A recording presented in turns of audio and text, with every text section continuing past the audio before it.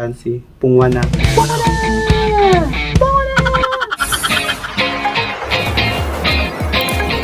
Girls, welcome back again to my YouTube channel. So for today's video, we will do the unboxing, the original soundtrack of Mr. Queen.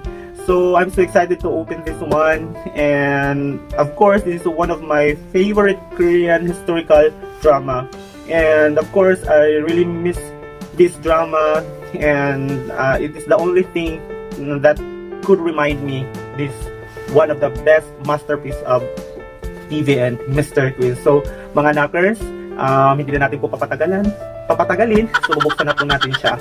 So let's do it. Yung galing po, in-order ko po siya by the way sa yes24.com. Dito po tayo makakabili ng mga soundtrack at saka mga albums ng mga K-pop. So dito ko palang bumibili. Ayan. Buksan na natin siya mga knockers. So, tanggalin na natin po siya. Ayan. Excited ako mga knockers. And mga knockers, kung hindi nyo pa napapanood yung part 1 po ng aking vlog sa yung communication po ng Mr. Queen, ibibigay ko po yung link sa descriptions below. And yung bubble wrap, then yung receipt. This is it mga knockers. Ayan, so ito na po siya. Naka-bubble wrap pa para maging safe siya. Ayan, nandito na po si Kim Chuljung at saka si Kim Suyong. The original soundtrack po ng Mr. Queen po siya. Tapos yung back niya, ito po. Oh my god, I really miss this Korean drama. So ito yung meron siyang 20 songs po. And so let's try to open kung ano pa yung laman nito, kasi nakalagay lang CD na wala na kasing album. Yung photo album mga cards. Sana ayos meron pa to siya. So nasaan yung pampas ko? Kasi actually everything this na lumabas to siya, tapos and then I thought na katulad ng mga Korean drama katulad dito, may mga photo album, mga photo cards. So I hope this one meron sana siya. Sana meron siya. Yan.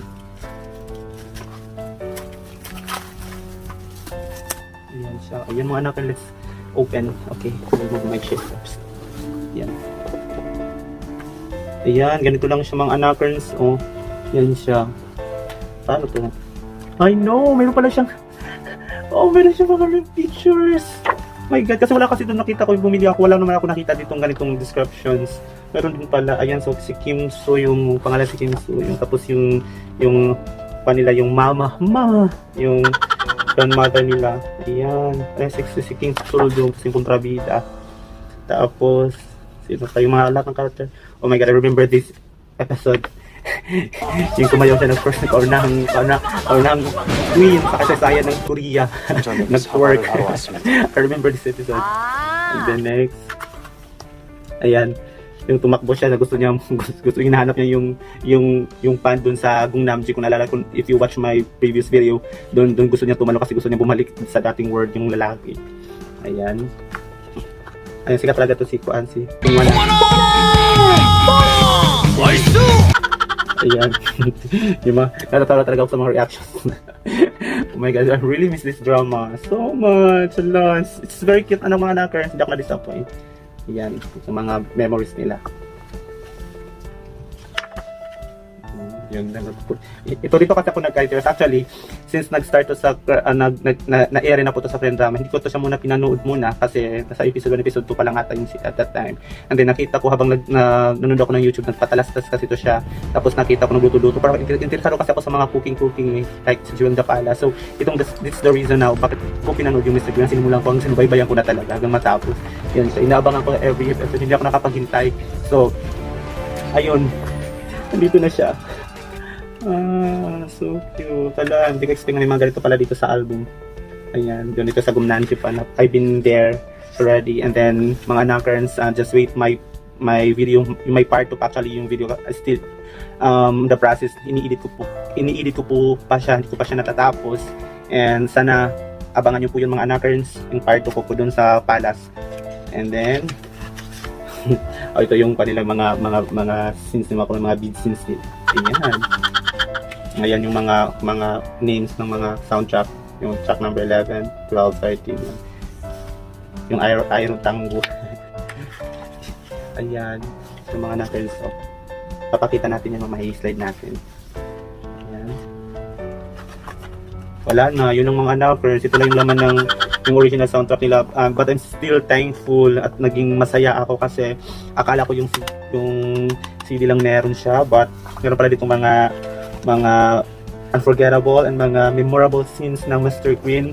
So, I will treasure this album, and this is my another collection po ng mga Korean drama albums kasi meron ako dito mga iba, yung It's Not To Be Okay, yung Crash Landing on You, and then yung True Beauty, and then marami pa yan actually mga Anakers. So, this is another collection.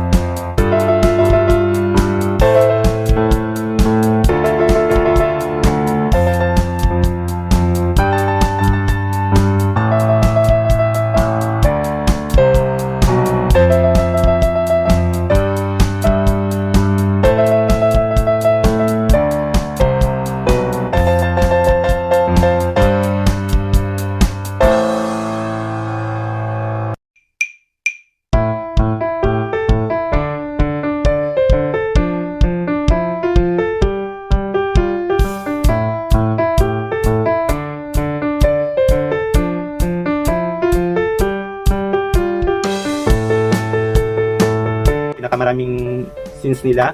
And then yung part 2, abangan nyo na lang po yun soon. I-upload ko na po yun sa aking channel. So para maging updated po kayo, if you really want to be updated my YouTube channel or being notified, please click nyo po yung bell para ma-notify po kayo kung pag nag-upload na po ako ng mga new videos. And then please don't forget to subscribe mga Anakers. And I hope na matapos na po yung pandemic para makapagbalik ulit tayo sa K-pop hunting at saka mga makatin tayo sa mga wrap-up party ng mga successful or nagtatapos po ng mga Korean drama. Sana kung hindi talaga walang pandemic, I'm sure or makikita ko to sila in person. But si King Choljong, kung nakapanood po kayo sa mga previous videos ko, yun doon sa Crash Landing on You, nakita ko po yun siya. As in sobrang napakagwapo niya at napaka-astig niya. Parang simpleng-simple lang siyang tao, naka-jeans lang, tapos yun, ang gwapo niya talaga. Nakita ko na siya in person talaga. So mga Anakers, this is the end of our videos, and please don't forget to subscribe again. And kung mayroon kayong mga suggestions or comments, please mag-comment up po kayo sa comment sections po. And sana matapos na nga po mga anakers. I'm so thankful. So again, from all the staff of TVN, thank you for the wonderful show for your lahat so mga lahat nabubulol na ako. So thank you po, nabibigyan po kami at thank you for giving us the wonderful Korean drama and successful drama. Isa na po to siya sa mga mataas na ratings po ng Korean drama. So thank you and congratulations again, and maraming salamat. So mga anak, annyeong!